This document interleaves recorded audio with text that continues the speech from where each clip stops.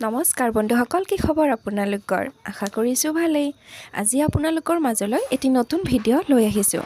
ৰেঙনি টিভিত সম্প্ৰসাৰিত হৈ থকা বাউলি ফাগুন ধাৰাবাহিকখনত কুহিৰ চৰিত্ৰত অভিনয় কৰা অভিনেত্ৰীগৰাকীৰ প্ৰকৃত নাম কি, তেওঁৰ ঘৰ ক'ত, তেওঁৰ মা দেউতাৰ নাম কি, এই সকলোবোৰ এই ভিডিঅ'টিৰ জৰিয়তে আপোনালোকক জনাবলৈ চেষ্টা কৰিম। বাউলি ফাগুনত অভিনয় কৰা কুহিৰ প্ৰকৃত নাম হৈছে প্ৰিয়ংকা কলিতা। তেওঁৰ জন্ম হয় ২৭ আগষ্ট তাৰিখে। প্ৰিয়ংকা কলিতাৰ ঘৰ হৈছে মিৰ্জাত আৰু প্ৰিয়ংকা কলিতাৰ পিতৃৰ নাম হৈছে আনন্দৰাম কলিতা আৰু মাতৃৰ নাম হৈছে দেৱলা দাস। প্ৰিয়ংকা কলিতাৰ শিক্ষাগত অৰ্হতাৰ বিষয়ে ক'বলৈ গ'লে তেওঁ ডিব্ৰুগড় ইউনিভাৰ্চিটিৰ পৰা MA পাছ কৰিছে। তেখেতে অভিনয় জগতখনত প্ৰথম ভৰি দিছিল নাটকৰ জৰিয়তে। তাৰপিছত ক্ৰমান্বয়ে ধাৰাবাহিকত অভিনয় কৰাৰ সুযোগ পায়।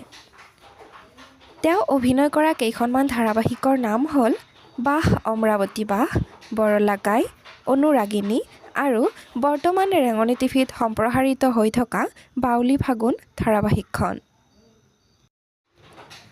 বাউলি ফাগুন ধাৰাবাহিকখনত প্ৰিয়ংকা কলিতাই কুহি নামৰ মুখ্য চৰিত্ৰটি অতি নিপুণতাৰে অভিনয় কৰি অসমৰ মানুহক মোহিত কৰিছে।